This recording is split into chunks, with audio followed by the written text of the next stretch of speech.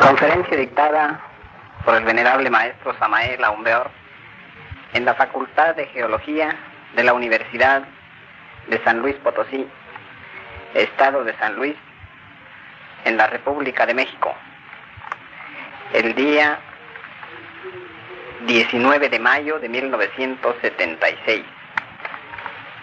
Había invitado ya un amigo conocido, como la actualidad para ustedes, una cosa muy parecida, y las dos para ustedes jóvenes, pero me encontré con la sorpresa de este señor, mediano, menos que uno de los maestros más grandes de la América del Sur, el cual me parece que algo así como 5 millones de personas han seguido su camino, han oído sus palabras y han quedado maravillados con los conceptos. Vamos a escuchar nosotros a este gran maestro que viene con una doctrina muy de época y de mucha trascendencia para nosotros. Con ustedes el maestro Samael Aumbeor.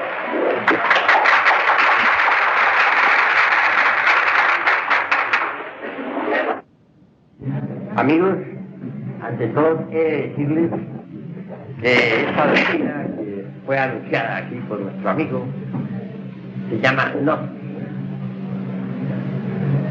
Aquí en nuestro país, México, tenemos nosotros una asociación de estudios gnósticos, antropológicos y culturales.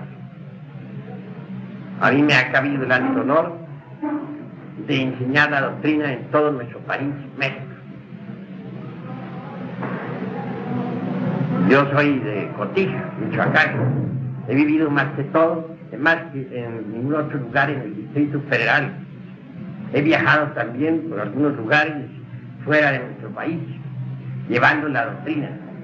Y tenemos ya unos 5 millones de personas en toda la América. Dejando este preámbulo, entraremos en materia de sexología trascendental. Ciertamente podemos estudiar la sexología desde dos ángulos completamente diferentes. El uno, desde el punto de vista meramente oficial, tal como se enseña en la Universidad de Medicina, etc. El otro, desde el punto de vista gnóstico. Voy a afrontar la sexología a la luz del gnosticismo universal. Ante todo, gnosis significa conocimiento. La palabra gnosis entra también en la ciencia oficial. Diagnosis, por ejemplo. Diagnóstico. Ven ustedes la gnosis ahí en la etimología. En todo caso, las corrientes gnósticas definizadas conocen a fondo la sexología. En nombre de la verdad debo decirle que Sigmund Freud, con su psicoanálisis, inició una época de transformaciones extraordinarias en el campo de la sexología. Sigmund Freud produjo una innovación dentro del terreno de la medicina, y eso lo saben todos los que han estudiado a Freud. Adler fue ciertamente uno de sus mejores discípulos. Discípulo de él también fue Jung y muchos otros psicólogos, psicoanalistas y parapsicólogos. El sexo en sí es el centro de gravedad de todas las actividades humanas. Alrededor del centro giran todos los aspectos sociales de la vida. Veamos, por ejemplo, un baile, una fiesta. Alrededor del sexo gira toda la fiesta. En un café gira todo alrededor del sexo. Hoy en día el sexo comienza a ser estudiado o a ser estudiado por algunos sabios con propósitos trascendentales. Desafortunadamente, y es verdad, abunda mucho la pornografía. Se desvía el sexo hacia actividades meramente sensuales. Hay varias clases de sexo. Existe el sexo normal, común y corriente, existe el infrasexo y existe el suprasexo. ¿Qué se entiende por sexualidad normal? Entiéndese por sexualidad normal la actividad sexual conducente, pues, a la reproducción de la especie. La infrasexualidad es diferente y hay dos clases de infrasexuales. En materia de cábala, por ejemplo, se dice que Adán tenía dos esposas, Lilith y Nahemah. Lilith representa una de las esferas infrasexuales. Encontramos en ella los pedreristas, los homosexuales, las lesbianas, los etcétera, etcétera, etcétera. Y del lado de Nahemah encontramos nosotros los abusadores del sexo, pornográficos, aquellos que se entregan de lleno, pues, a la lujuria sin frenos de ninguna especie ni control alguno. Son dos esferas de la infrasexualidad. Así pues, el sexo normal, repito, conduce a la reproducción de la especie. En cuanto al goce sexual en sí mismo, es un goce legítimo del hombre. Quienes consideran el goce sexual como un pecado, quienes lo califican con algún tabú, o quienes tienen la tendencia a considerarlo motivo de vergüenza, disimulo, etcétera, están totalmente equivocados. El goce sexual, repito, es un goce legítimo del hombre. De ninguna manera podría ser despreciado o subestimado o calificado como tabú. Se tiene derecho por naturaleza al goce sexual. Pero pasemos ahora al suprasexo, a la suprasexualidad. Incuestionablemente, la suprasexualidad es para los genios, para los hombres trascendentales, para las mujeres inefables, etcétera. Suprasexuales fueron un Jesús de Nazaret, un Buda, un Hermes Trismegisto, un Mahoma, un Lao Tse en China, un Quetzalcóatl para nosotros los mexicanos, un Pitágoras, etcétera. Todos podríamos entrar en el reino de la suprasexualidad. Empero, digo, para entrar en el reino de lo suprasexual, en la esfera de la suprasexualidad, se requiere primero que todo el sexo normal. El infrasexual, por ejemplo, lesbianas, homosexuales, pedreristas, masturbadores, no está preparado para entrar en el reino de la suprasexualidad. El infrasexual debe primero que todo, si es que quiere regenerarse, empezar por lograr la sexualidad normal. Una vez lograda, se puede de lleno entrar en el camino de lo suprasexual. Es difícil para los homosexuales y para las lesbianas que pertenecen a la esfera de lo infrasexual la regeneración. Hace poco vino a visitarme un sujeto homosexual venía de su país, Honduras. Tal hombre posee una cultura intelectual bastante amplia. Se entusiasmó mucho por las ideas revolucionarias de la sexología, tales como las preconiza el gnosticismo universal. Y hablándome con franqueza me contó su trágica historia de homosexual. Sin embargo, me manifestó el deseo de regenerarse, de entrar en el terreno de la sexualidad normal y después, posteriormente, meterse por el camino suprasexual. Amigo, le dije, no le queda a usted más remedio que adquirir la sexualidad normal. Usted es un afeminado, pues habrá de empezar primero por conseguirse una mujer. Consígase la mujer primero que todo. Cásese, regenérese, adquiera la sexualidad normal, vuélvase un hombre normal. Y el día que usted sea un hombre normal, el día que le gusten las hembras de verdad, entonces estará preparado para entrar en el terreno de la suprasexualidad. Antes no es posible. Hoy por hoy, usted va por el camino de la degeneración. Usted es un degenerado. Bueno, no se ofendió el hombre, francamente. Yo tenía la razón. Dijo que se iba a conseguir una mujer, que se iba a casar, que iba verdaderamente a tratar de volverse sexo normal, porque él deseaba algún día entrar en las esferas trascendentales de lo suprasexual. Ojalá que el amigo se regenere. Ojalá. En otra ocasión vino a mí una lesbiana.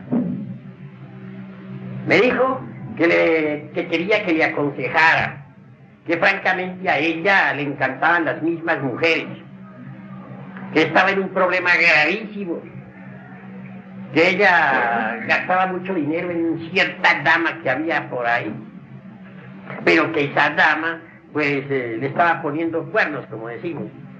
Lo cierto es que andaba la dama de sus anhelos por la calle con otras damas, claro, la provocaba a celos. Y sufría aquella lesbiana como si fuera un hombre.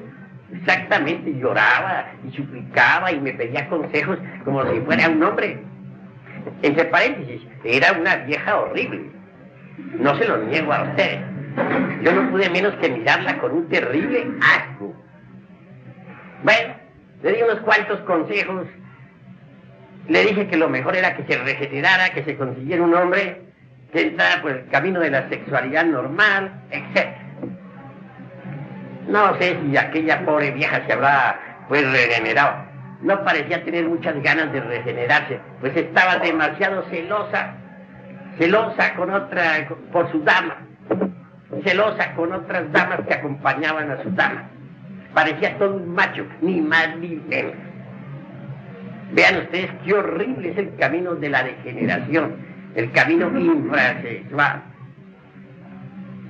Pero no solamente son infrasexuales, en verdad, las lesbianas, los homosexuales, los masturbadores o periodistas. No, infrasexuales son también los abusadores del sexo. Esos que hoy tienen, que a cada instante, a cada segundo están cambiando de dama. Esos que copulan hasta 10 y 15 veces diarias. Que los hay, yo los conozco. Sujetos así. Indudablemente esos son degenerados también, infrasexuales, aunque se creen muy machos. Pero de machos lo que tienen es que están degenerados. Entremos ahora en el camino pues de la sexualidad normal. La sexualidad normal en sí es hermosa. Se une el hombre a su mujer, se aman, reproducen su especie, viven una vida mesurada, etcétera. Viven, eso sí, de acuerdo con los intereses de la naturaleza, de acuerdo con la economía de la naturaleza. Cada uno de nosotros es una maquinita, y eso no lo podemos negar. Rescata determinados tipos y subtipos de energía cósmica. Cada maquinita, es decir, cada uno de nosotros, después de captar esos tipos de energía cósmica o universal, las transforma tales energías automáticamente, subconscientemente, y las retransmite a las capas anteriores de la Tierra. Así que la Tierra es un organismo vivo, un organismo que vive de nosotros. No quiero decirles a ustedes que las plantas no cumplan igual función. Es claro que cada planta, según su especie, capta tales o cuales tipos de vibración cósmica que luego transforma y retransmite a las capas anteriores de la Tierra. En cuanto a los organismos de los animales, sucede lo mismo. Ellos captan tales o cuales tipos de energía que transforman y retransmiten a las capas anteriores del organismo planetario. Total, la Tierra es un organismo vivo. Nosotros nos reproducimos incesantemente con la sexualidad normal. Y eso es necesario para la economía de la naturaleza. Además, el goce sexual es un goce legítimo de hombre. No es un crimen, no es un delito como suponen muchos mojigatos, muchos mentecatos, muchos pietistas, etc.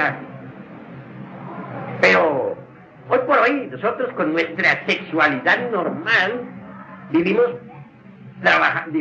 de acuerdo con los intereses económicos de la naturaleza. Otra cosa es la suprasexualidad. Esto es definitivo. Entrar en el terreno suprasexual es entrar ya en el camino de las transformaciones extraordinarias. Federico Nietzsche, en su obra Así hablaba Zaratustra, habla francamente del superhombre. Dice, ha llegado la hora del superhombre. El hombre no es más que un puente tendido entre el animal y el superhombre. Un peligroso paso en el camino, un peligroso mirar atrás, todo en él es peligroso. Ha llegado la hora del superhombre. Bueno, Hitler interpretó a Nietzsche a su modo. Durante la Segunda Guerra Mundial, hasta el más insignificante policía alemán era un superhombre. Nadie se sentía chiquito en la época de Hitler en Alemania. Todos eran superhombres. Parece que Hitler, aunque con muy buenas intenciones, no supo interpretar a Nietzsche. Yo creo en el superhombre, francamente, se los manifiesto a ustedes, pero me parece que Hitler erró el camino. Se puede llegar a la estatura del superhombre, mas eso solamente es posible mediante la transmutación de las energías sexuales, y esto pertenece al terreno de lo suprasexual. En todo caso, en el ser humano hay 5 centros fundamentales. Primero que todo, el intelectual, que es el que más utilizan todos ustedes para el estudio. Segundo, el emocional. Tercero, el motor, que es parte superior de la espina dorsal. En cuanto al emocional, lo tenemos en el corazón. Cuarto, el centro instintivo, que está en la base inferior de la espina dorsal. Y sexto, pues, propiamente dicho, el sexual. Repito, para que ustedes puedan grabar mejor. Intelectual, emocional, motor, instintivo, sexual. 5 centros. Pensé que se me conté uno más. Se me pasó la medida. Total, estos 5 centros son fundamentales para todas las actividades humanas. En cuanto al sexual propiamente dicho, quiero decirles que es el centro, pues, alrededor del cual giran todas las actividades humanas. El pensamiento aparentemente es muy rápido, pero desgraciadamente es muy lento. Si ustedes van manejando un carro, por ejemplo, y de pronto en un momento de peligro se ponen a analizar si deben hacer esto o aquello, adelantarse o atrasar o retroceder, quebrar a la derecha, quebrar a la izquierda, pues vienen a chocar y a tener una catástrofe. El centro motor es más rápido. Uno cuando va manejando carro no tiene mucho tiempo para pensar. Actúa y velozmente y ya, y sale despacio. Pero si en ese momento el pensamiento nos trabara, pues chocaríamos. ¿Cuántas veces va uno manejando un automóvil y resulta que en un momento dado queda indeciso si hacia la derecha, si hacia la izquierda, y mientras tanto un fracaso? De manera que es muy lento el centro del pensamiento. Más rápido es el centro del movimiento, el centro motor. El emocional también es un centro rápido, pero no hay centro más rápido que el centro sexual. Uno como hombre ve una mujer y en milésimas de segundo sabe uno si se complementa con uno o no. Si exactamente está de acuerdo con la onda que uno lleva o no. Pero eso es cuestión de milésimas de segundo. Ustedes como jóvenes lo saben. Ustedes se encuentran frente a frente con una muchacha, pero instintivamente, instantáneamente saben si está de acuerdo con la onda de ustedes o no. Esto es rapidísimo. De manera que es un centro que permite registrar con actividad, con rapidez inaudita, pues, al otro polo. Es el centro más veloz que nosotros poseemos. Pero entremos en factores un poco más detenidos. Muchas veces un hombre vive feliz con su mujer, la quiere. Sin embargo, nota que algo le falta. Ciertamente puede suceder que con la mujer que uno no se sienta completo. Puede ser que ella llene las actividades del centro emocional, posiblemente, pero tal vez no se complementa con uno mentalmente, o tal vez sexualmente no se complemente con uno. Y al encontrar uno por ahí otra dama, puede suceder que esta otra sí se complemente con uno. Y entonces viene eso que se llama adulterio. No vengo yo aquí a alabar el adulterio. En cierta ocasión por ahí había una sala donde varias adúlteras estaban dándole al vidrio, y una de ellas, de pronto embriagada de vino, dijo: ¡vive el adulterio! Era una dama muy hermosa, entre paréntesis. No, yo no vengo a hacer alabanzas del adulterio, porque eso sería absurdo. Pero sí, veo las causas del adulterio. Muchas veces uno de las parejas no consigue complementarse en los 5 centros totalmente con el otro. Entonces, posiblemente encuentre complementación con otra persona, y de ahí deriva eso que se llama adulterio. Supongamos que emocionalmente un hombre se complementa con una mujer, pero sexualmente no. Puede darse el caso que encuentre una dama con la que sí se complemente sexualmente. Supongamos que un hombre se complementa con una mujer mentalmente, pero emocionalmente no. Puede darse el caso de que encuentre una dama con la que venga a complementarse emocionalmente. Puede suceder que en el mundo de los hábitos no se complemente un hombre con su mujer. Puede suceder que encuentre también en el mundo de los hábitos, relacionado con el centro motor, otra mujer con la que sí se complemente, con la que tenga afinidad. Esa es la causa intrínseca de tantos y tantísimos adulterios que dan origen, pues, a los divorcios.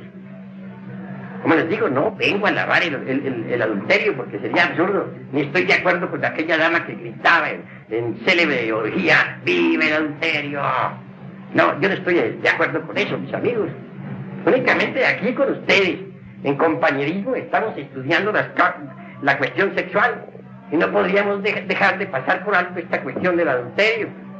Yo creo que lo mejor para uno, como hombre, es encontrar una mujer que se complemente con uno en lo intelectual, en lo emocional, en el centro motor o mundo de los hábitos, en el centro de los instintos y en el sexo.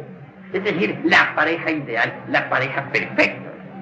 Y creo a su vez también que lo ideal para una mujer sería encontrar un hombre con el que se complementara totalmente.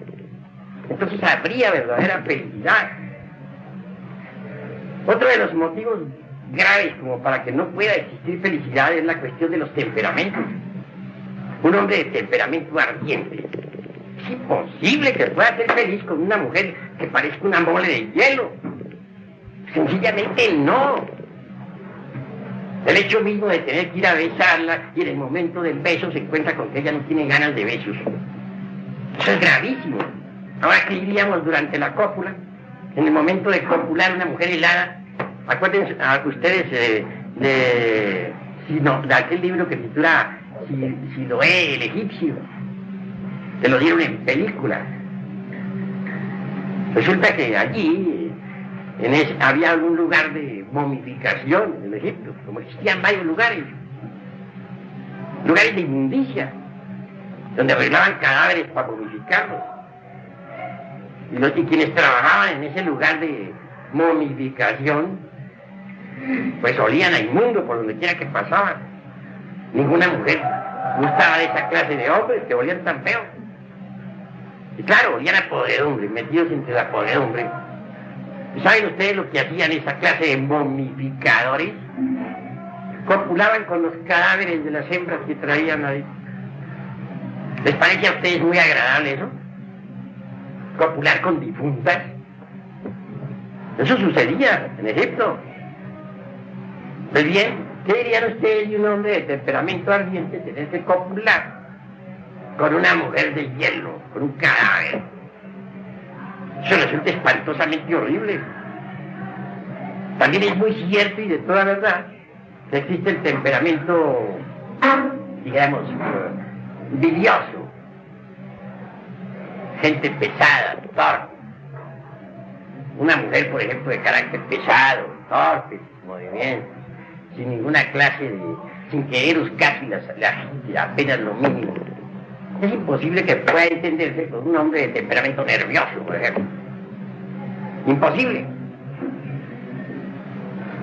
Es imposible también que un hombre de temperamento nervioso pueda entenderse con una mujer completamente ardiente. Así que la cuestión de los temperamentos es muy importante. No solamente se necesita que haya correlación entre los distintos centros de la máquina orgánica, intelecto, emoción, movimiento, instinto, sexo, sino que hayan temperamentos afines. Solo así, habiendo temperamentos afines y perfecta interrelación entre los centros de la máquina, pues entonces puede haber una auténtica afinidad, lo cual daría felicidad. Sin embargo, estoy hablándoles hasta ahora de sexualidad normal. Suprasexualidad es diferente, mis amigos. Para entrar en el terreno de la suprasexualidad se requiere ante todo saber transmutar la energía creadora. Pero debemos pensar en el sexo no solamente como cuestión fisiológica. Ha de saberse que en el sexo existe energía. Al fin y al cabo, Einstein dijo: energía es igual a masa multiplicado por la velocidad de la luz al cuadrado. También dijo: la energía se transforma en masa. La masa se transforma en energía. ¿Es posible transformar la masa en energía? Claro está que sí. Ven ustedes un pozo de agua en el camino, la carretera, por el calor del sol, se va evaporando esa agua, que por último se convierte en nube y en última síntesis en energía, en rayos y en truenos, en nubes, rayos, truenos. Todas las aguas de los mares, de los ríos se convierten en nubes y por último en rayos y en truenos, es decir, energía. Lo mismo sucede con el ens seminis. ¿Qué se entiende por ens seminis? La entidad del semen. Es decir, el esperma sagrado. Hoy se tiene la tendencia a considerar el esperma como simplemente una sustancia que secretan nuestras glándulas endocrinas sexuales. La palabra sagrado, acomodada al esperma, parece como fuera de onda. Sin embargo, si ustedes estudian cuidadosamente el psicoanálisis de Sigmund Freud, verán que él dice lo siguiente. Dice que las religiones, en última síntesis, dice, tienen origen sexual. Yo estoy de acuerdo con Freud en ese sentido. Si ustedes están de acuerdo, bien. Si no están, bien. Yo por mi parte sí estoy. Cuando uno mira las religiones de los indígenas, por ejemplo, las religiones de las distintas tribus de Indoamérica, o de África, o de Asia, puede, dijéramos, evidenciar en forma directa y por sí mismo de que todas esas religiones, en todos esos cultos, hay una mezcla de lo sexual con lo místico, es decir, de lo religioso con lo erótico. Uno se maravilla al ver en la India esa clase de templos o pagodas, dioses y diosas allí en posturas de tipo erótico, copulando. Y lo más interesante es que esas posturas son sagradas en la tierra de los Vedas. Y lo más interesante es que esas posturas son sagradas en la tierra de los Vedas. Están debidamente clasificadas. Y en una o en otra forma coadyuvan maravillosamente con Eros, en la erótica, a lo freudiano o a lo meramente, dijéramos, lujurioso, pero coadyuvan. Habían en Creta grandes procesiones, por ejemplo, en que las sacerdotisas iban con palos enormes de madera sagrada. Entonces el palo no era considerado de la forma vulgar como hoy lo hacemos, sino que se le rendía un verdadero culto. También se rendía culto al yoni, es decir, al órgano sexual femenino. No hay duda de que la danza aquella con la que se dice que Longino se dio el costado del Cristo no es sino una viva representación del falo. No hay duda también de que la copa, cáliz, o el santo grial, como dicen, por el cual pelearon todos los caballeros de la Edad Media cuando salieron para la Tierra Santa durante la época de las cruzadas eucarísticas, representa al yoni femenino, al eterno femenino. Por cierto que los caballeros de la Edad Media andaban buscando ese cáliz en que bebió Cristo la última cena, símbolo del yoni. Jamás lo encontraron, es obvio. Pero como recuerdo de aquella época y de la búsqueda del santo grial y de la pelea contra los moros, quedó la copa esta de las Olimpiadas, copa que se entrega a los vencedores en los Juegos Olímpicos. Tiene ese origen esa copa. Y no olviden que representa siempre al yoni, es decir, al órgano sexual femenino. Así pues, en el terreno de lo suprasexual, el cáliz y la lanza son sagrados. El esperma es sagrado, porque en el esperma está contenida nuestra propia personalidad. Los alquimistas medievales veían en el esperma al vitriolo. Por cierto que esa palabra se descompone así: visitar interior in interran, rectificatur invenias, occultum lapidum. Visita el interior de nuestra tierra, que rectificando encontrarás la piedra oculta. Pero ¿a qué piedra se referirían precisamente los alquimistas medievales? A la famosa piedra filosofal. Tal piedra hay que fabricarla, y no hay duda de que existen fórmulas para su fabricación. Yo creo en la piedra filosofal, pero hay que fabricarla. Mediante el esperma sagrado y sus transmutaciones es posible lograr la piedra filosofal. La transmutación de la libido sexual, convertir el esperma en energía, es posible cuando se conoce la clave. Lo importante es conocer la clave. Si con el enseminis podemos nosotros dar vida a un hijo, si con el enseminis podemos reproducir la especie, si con el enseminis podemos llenar de millones de seres humanos un mundo, es cierto y de toda verdad que con el enseminis, es decir, con la entidad del semen, podemos darnos vida a sí mismos y convertirnos en verdaderos superhombres en el sentido más completo de la palabra. Ahora bien, lo importante sería lograr la transmutación de la libido sexual. Mediante la transmutación logramos cerebrizar el semen y seminizar el cerebro. Se hace necesario seminizar el cerebro, señores, porque es muy sabido por los hombres de ciencia actual que no todas las áreas del cerebro actualmente están trabajando. Se sabe hoy en día en medicina de que solo una mínima parte de nuestro cerebro está actualmente ejerciendo sus funciones. Incuestionablemente tenemos muchas áreas, muchas partes del cerebro inactivas. Si con el poquito de cerebro que está activo hemos logrado crear cohetes atómicos que viajan a la luna, hemos logrado crear la bomba atómica con la que se destruyeron ciudades como Hiroshima y Nagasaki. Hemos conseguido nosotros aviones supersónicos que viajan a una velocidad extraordinaria. ¿Qué tal si nosotros regeneráramos el cerebro?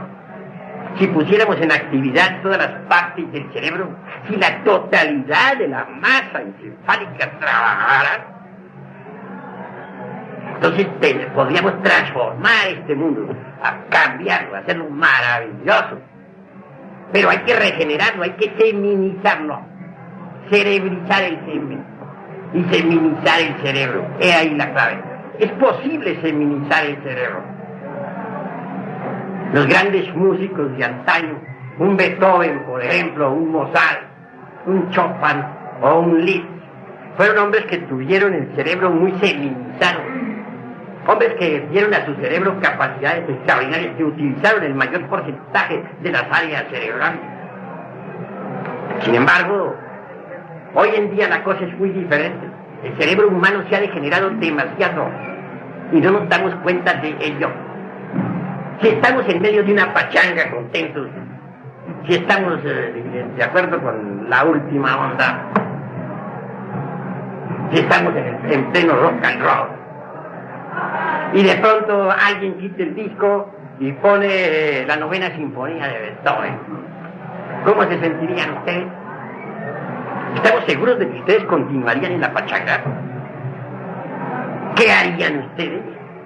Claro, ustedes no irían a insultar al señor de la casa, naturalmente no, pero muy decentemente se retirarían, ¿verdad? ¿Por qué? En la Edad Media, por ejemplo, cuando el cerebro todavía no se había degenerado tanto como ahora, la cosa era distinta, se bailaba al compás, pues puro ballet, al compás de la música clásica. En plena comida estaban los músicos haciendo vibrar las más deliciosas sinfonías. De moda estaba Beethoven y Mozart, Chopin y Liszt. Era en la Edad Media, señores. Pero ahora no estamos en la Edad Media. Y ahora nos salen con una música de esas. En plena pachanga sencillamente nos despedimos y goodbye, nos vamos. Claro. ¿Por qué? Porque nos aburrimos. ¿Y por qué nos aburrimos? Somos analíticos. Aquí estamos para analizar. Sencillamente porque el cerebro está degenerado. Ya hay ciertas áreas que ya no pueden apreciar la buena música. ¿Y por qué se ha degenerado el cerebro? Se ha degenerado sencillamente porque nosotros durante varios siglos hemos estado extrayendo de nuestro organismo la entidad del semen.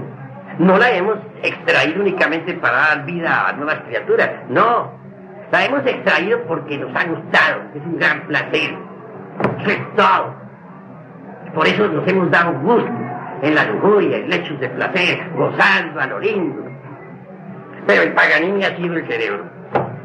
Ese es el que ha tenido que pagar el pato. Ahora sucede que muchas áreas no están trabajando. Es posible sí regenerarlo, pero para regenerarlo hay que transmutar la entidad del semen, convertirla en energía. Solo así podríamos cerebrizar el semen. Lo que faltaría aquí en esta plática es decir cómo.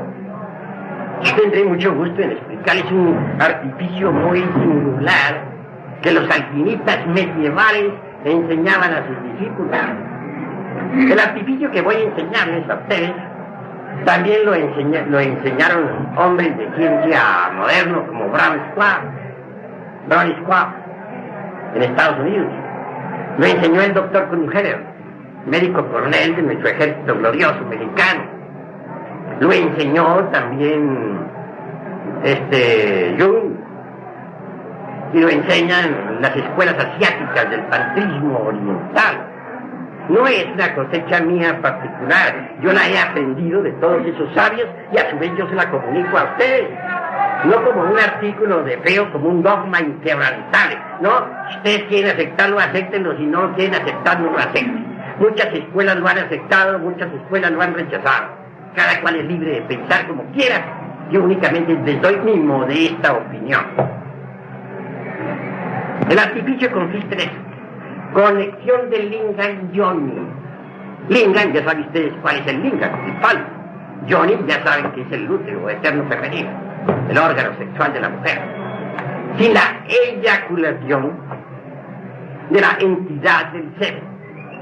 El doctor Crujeres decía en latín, daba en latín la fórmula, decía inicio membri virilis in vaginam femina sin ejaculatium seminis. Algunos científicos modernos la han aceptado. Hubo la Sociedad Oneida en Estados Unidos experimentó con esa fórmula. En la Sociedad Oneida, vean ustedes lo que se hacía. Entraron unas 25 parejas, hombres y mujeres, a trabajar con el sexo. Durante cierto tiempo se les ordenaba copular, pero sin la eyaculación de la entidad del sexo. Luego se les sometía a estudios clínicos en los Estados Unidos. Se logró observar que la seminización completa del cerebro, el aumento de hormonas en la sangre, la mejora completa del organismo, la fortificación de la potencialidad sexual, etc. Y muchas enfermedades desaparecieron.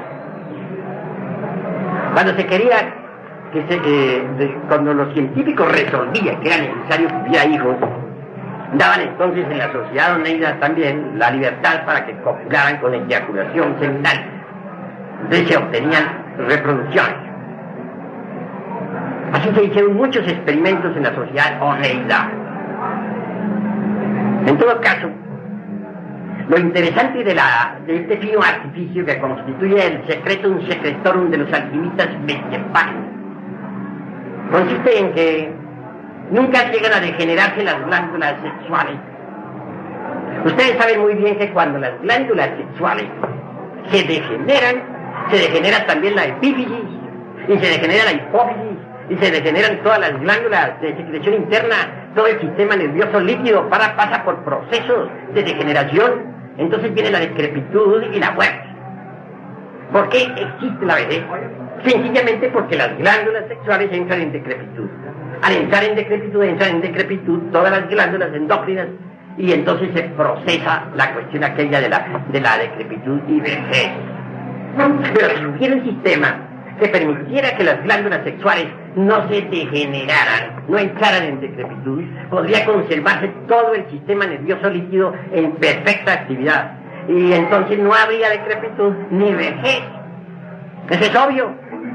Ahora bien, por medio de este fino artificio, conexión del lingam yoni sin eyaculación de la semis, como dicen los médicos famosos Crujeres y Browns, es posible entonces conservar las glándulas sexuales activas durante toda la vida. Esto significa que un hombre que practicara con tal sistema llegaría a la edad de 90 y 100 años todavía con capacidad para copular y para gozar libremente del placer sexual, que es un placer legítimo del hombre, que no es un pecado, que no es un tabú, que no debe ser un motivo de vergüenza o de disimulo, etc., sino, repito, un derecho legítimo del hombre.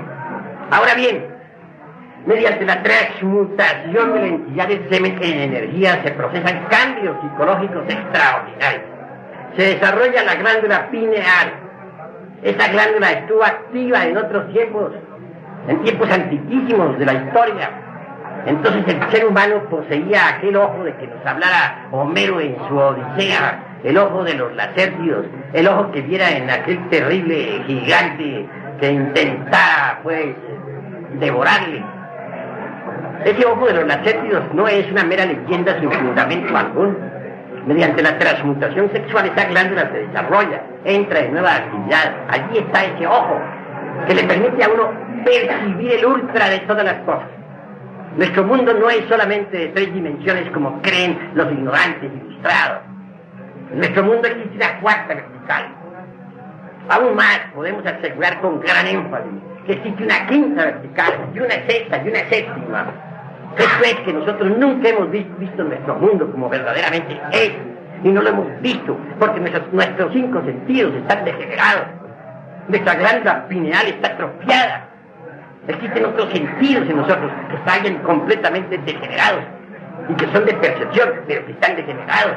Si nos lográramos regenerar, podríamos percibir el mundo como es, con sus 7 dimensiones. Así que la cruda realidad de los hechos es que mediante la transmutación sexual se puede regenerar la pineal y los otros sentidos que se hayan atrofiado. Así tendríamos acceso a un mundo de conocimientos extraordinarios. Así tendríamos acceso a las dimensiones superiores de la naturaleza y del cosmos.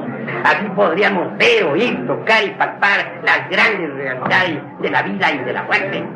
Podríamos aprehender, capturar todos los fenómenos cósmicos en sí, tal cual son, y no como aparentemente son. Transmutación es la clave. Cambiar el esperma, modificarlo en energía. He ahí lo fundamental.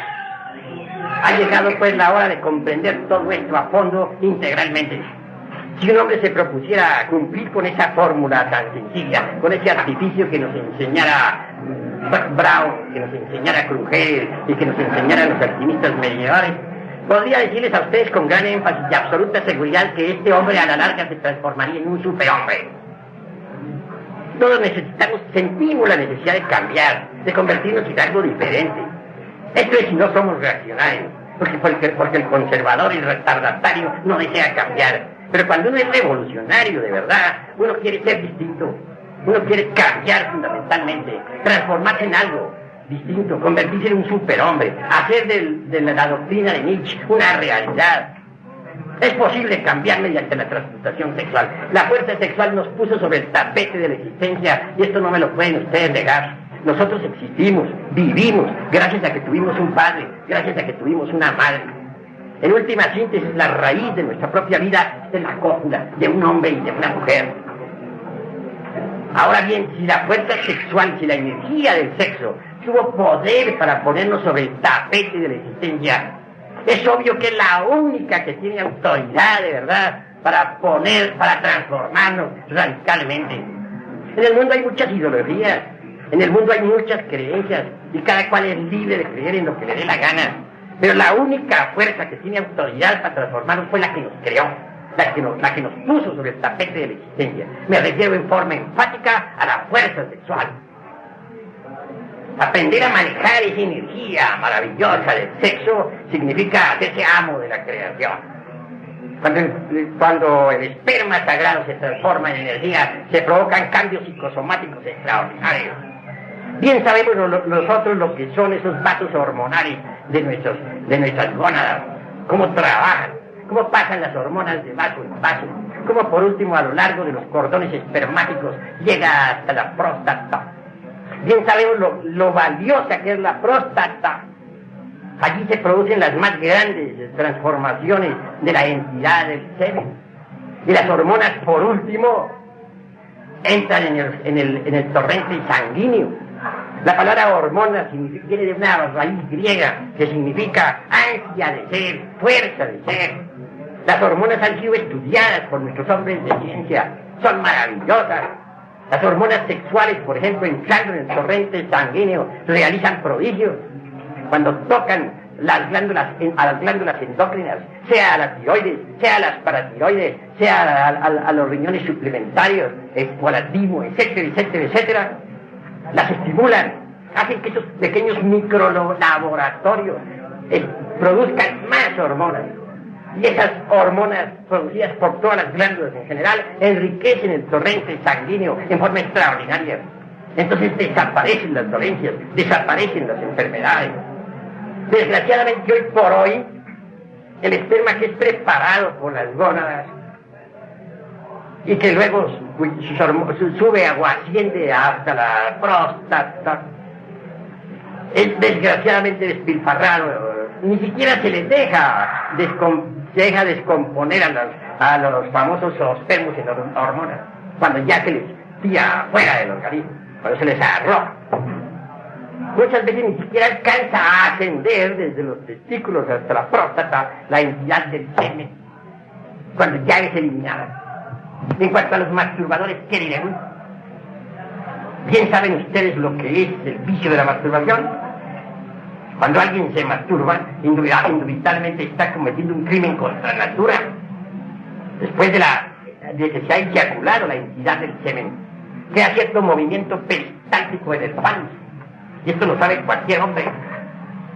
Entonces, con tal movimiento siempre el pans recoge del útero de la mujer la energía que necesita para alimentar al cerebro. Pero Durante la masturbación la cosa es distinta. El falus lo único que recoge con su movimiento peristático es aire frío que va al cerebro. Así se agotan muchas facultades cerebrales. Innumerables sujetos han ido al manicomio por el vicio de la masturbación.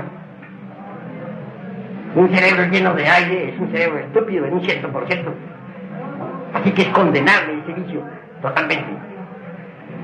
Distinto es si se transmuta el esperma sagrado en energía, pero esto solamente es posible durante la cópula, evitando pues a toda costa la eyaculación del semen.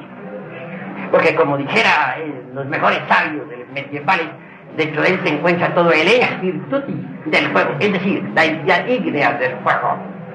Enriquecer la sangre con hormonas no me parece un delito. Transmutar el esperma en energía está muy bien documentado por hombres como Sigmund Freud y otros tantos.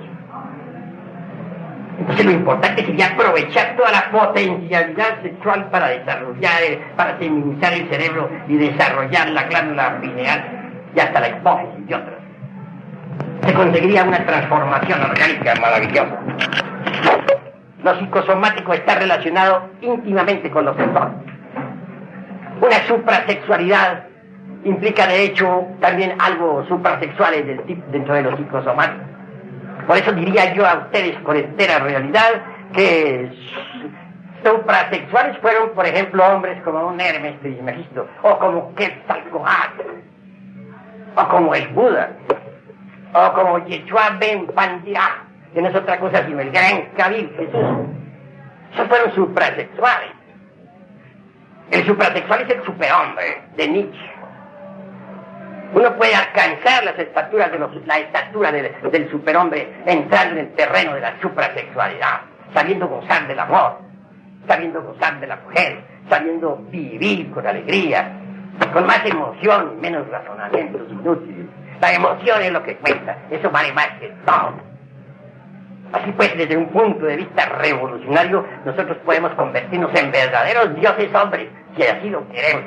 Bastaría que regeneráramos las áreas del cerebro, que nos pusiéramos a trabajar a todas, y entonces sí haríamos un mundo mejor. En todo caso, creo, y es indispensable saber que la clave dada para la transmutación significa también la clave para la regeneración. Los sabios de la antigüedad nos hablaron de un fuego solar que existe siempre en toda materia orgánica e inorgánica. Ese fuego naturalmente está encerrado en cuanto al hombre en su sistema seminal. No se trata naturalmente de un fuego meramente físico.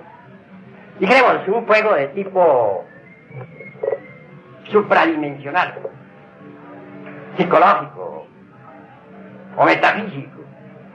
Ese foie es palabra que significa fuego, de tipo estrictamente sexual, y que todos lo sentimos durante la cópula. Puede desenvolverse y desarrollarse para ascender desde nuestro sistema seminal a lo largo del canal medular espinal.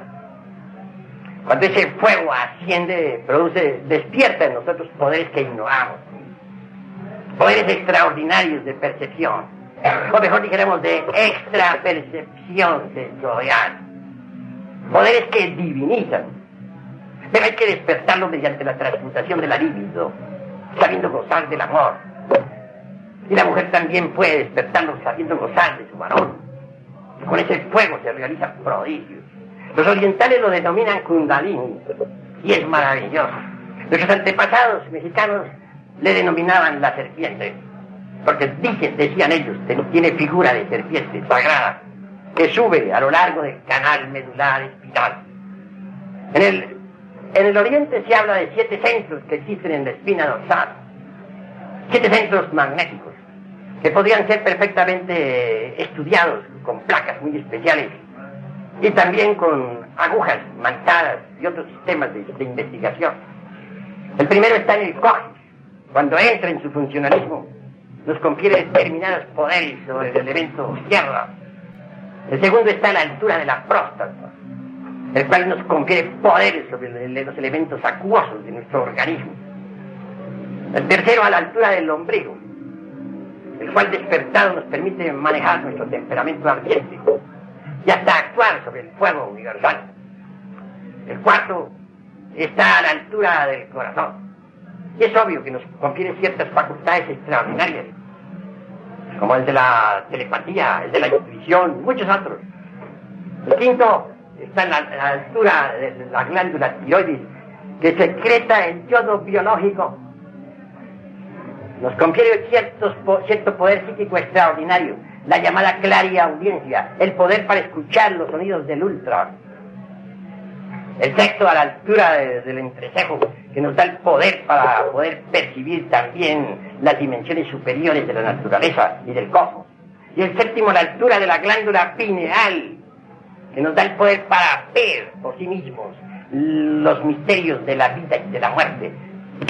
Así pues, esas facultades están latentes en nuestro organismo y pueden ser despertadas con ese fuego extraordinario que los hindustanes llaman kundalini y que sube por el canal medular mediante la transmutación sexual. Pero para llegar a estas alturas se necesita trabajar con este secretum secretorum durante toda la vida. Quien de así proceda se transformará en superhombre y podrá penetrar en el anfiteatro de la ciencia cósmica. Podrá adentrarse en la universidad de la ciencia pura y resolver problemas que la ciencia oficial todavía no ha sido capaz de resolver. Hasta aquí mi plática de esta tarde, señores.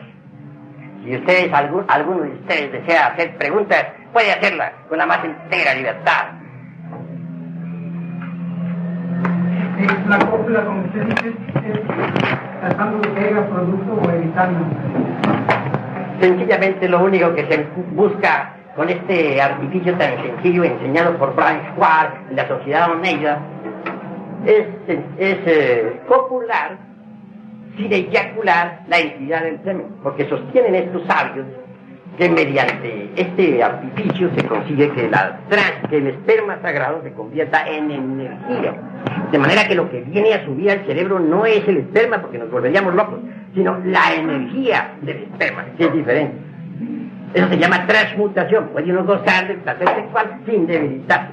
Normalmente uno después de la cópula se siente con cierto asco, pero si uno no eyacula la entidad del semen, después de la cópula le dan ganas de repetirla 1.000.000 de veces. Se siente dichoso, feliz, goza sin debilitarse jamás.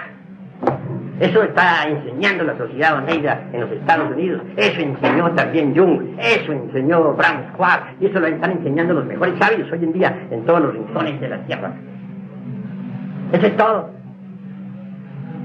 Ahora. La entidad del semen. Bueno, cuando se habla de la entidad del semen, nos referimos en forma concreta, exacta, al esperma sagrado, al semen en sí mismo. Solo que en lenguaje un poco más delicado se le dice la entidad del semen, y aún mucho más delicado, como para que no se espante la gente, se dice el enseminis. Eso ya como para que no se espante. ¿Alguna otra pregunta? A los tipos que llamamos comúnmente masoquistas, ¿entre qué tipo de sexualidad podríamos clasificar? Pues el masoquista tiene cierta similitud con el sádico. Solamente que en lugar de maltratar a otros como lo hace el sádico y como lo preconizaba tan alegremente el Marqués de Sade, pues goza mortificándose a sí mismo de una forma espantosa. Ciertamente es un infrasexual. Pertenecería de hecho a la esfera infrasexual del ministro, hablando en el lenguaje de los antiguos árabes. ¿Alguna otra pregunta? Todos pueden preguntar con la más entera libertad sobre este terreno de la sexualidad normal y de los suprasexuales. Esto provocado mi nombre es igual que en la mujer, el mismo tiempo, sea la pareja, es igual a la pareja. Pues la pareja hombre y mujer, cuando están debidamente acoplados, pues sienten el mismo placer. Sucede a veces que, por ejemplo, los hombres que están tan debilitados demasiado las potencias sexuales debido al abuso, no logran satisfacer sexualmente a la mujer, porque la mujer, para que pueda llegar a un orgasmo fisiológico, necesita que el varón sea lo suficientemente fuerte como para sostenerse durante el coito en forma continua hasta que ella logre pues tal orgasmo. Pero cuando se ha debilitado demasiado la potencia sexual en el hombre, tiene que eyacular antes de que la mujer pueda satisfacerse. Entonces